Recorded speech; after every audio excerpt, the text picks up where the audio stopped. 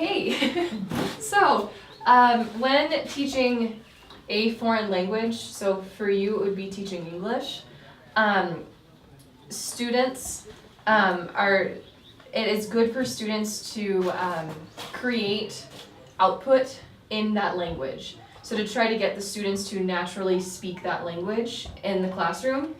And one of the ways that we do that is with games. And so when you're playing games, the students will be speaking in English and they will not realize that they are learning. So it makes them think that they are taking a break from school and a break from learning by playing, but it is helping reinforce and helping them remember the English. Does that make sense? Like we did on the playground. Yes. Those simple games that we changed. Mm-hmm. And so it is also very important to allow a student to struggle instead of switching back into Swahili, just to try to stay in the English and then try to describe the word by going around it. We call that circumventing. And so if you cannot remember a word, you start to describe like what part of speech it is or the things around it to try to get that meaning across to the student. It is very important to try to stay in English as much as possible. So could you give us an example? Of circumventing? Mm-hmm. Okay, let's say I really want, if I really want chapati. I could try to explain, oh, it's made of flour, and it has water, and it kind of looks like it's in the shape of a circle, and you often fold it to eat it, just to try to describe what it is without switching back into Swahili. So that helps them learn more English, because as you say more words, they are picking up and remembering more words. So the more English we have, the more they will remember the English. Do you know charades? No. Okay. Got another one? Huh? Yes. So charades, I wrote down some animals on a piece of paper, and then a student comes up to the board and choose one of the animals. And now he has to act that out. So wait.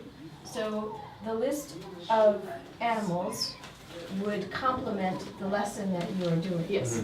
So if you are learning about food, they have to act like food. The weather, they have to act like the weather. Okay. And then we have to guess Yes. what he is. Right. And he No cannot. noises. No talking. No noises. Okay, you can do noises? No. No, you can't do noises. He's just stay quiet. Because if it was a chicken, you could just go and then they would know it was a chicken. This is a very fun game to play. I laugh a lot. Okay.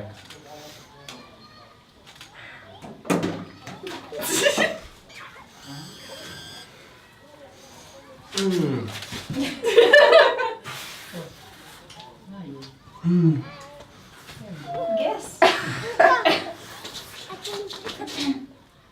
Oh, we can see it. So guess what he is. No, just go. Just yell. Just start yelling. Let the students yell. Just say it. What do you think it is? He's a rabbit. Is it a cat? Is it a cat? Yes! Oh. Up here, Joe!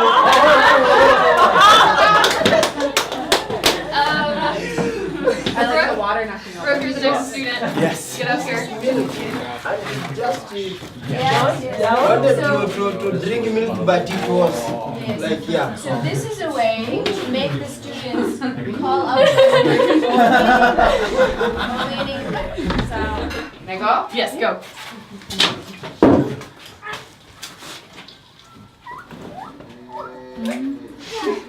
Yes? Monkey, good.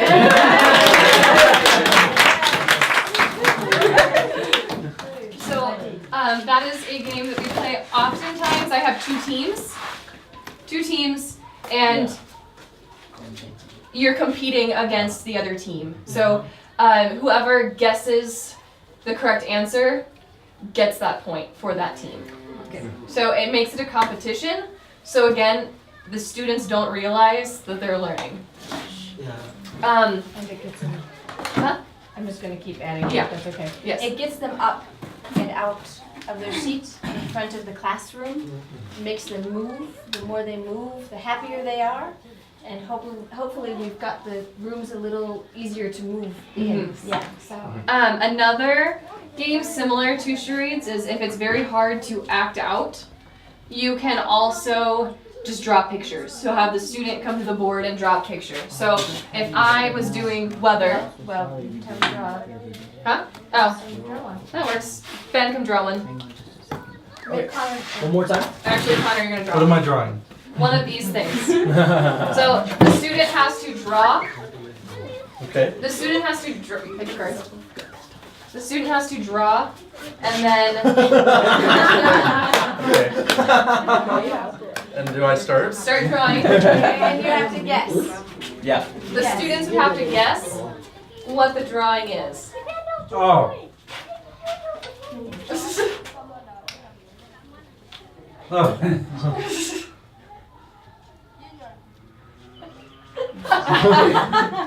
So call it out if you know it. Rooster.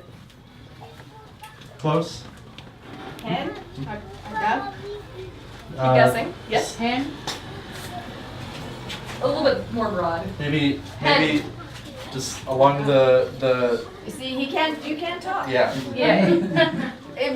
There are two answers that have been said that would be correct. Hen or rooster. It was a chicken. Chicken, yeah, Yes. so that would be. Yes. Yes. Yes. So that would be that. And then the next person would come up from the other team and pick one. Do you want to do it? She wants to do it. Yes, yes, yes.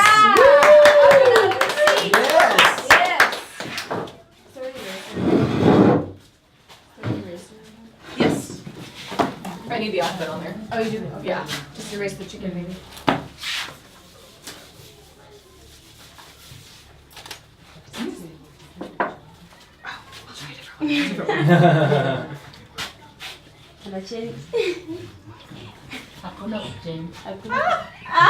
Draw what you want.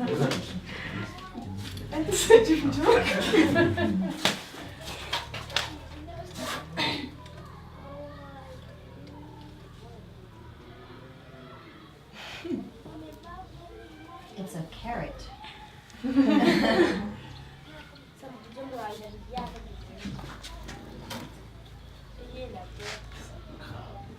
Camel. What was it? Yeah. Say it. Say it. Cow. Cow. Good. Yay.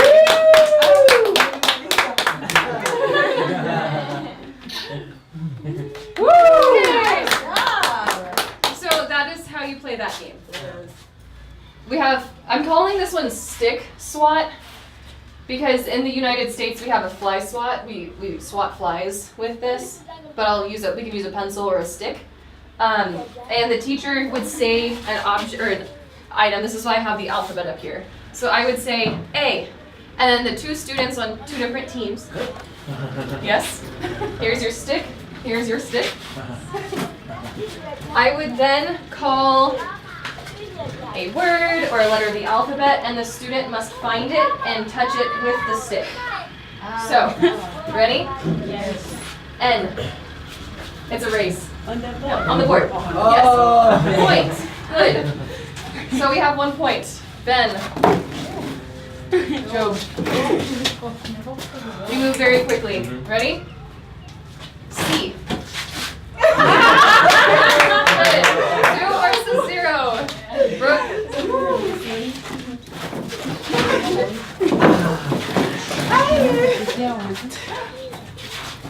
B.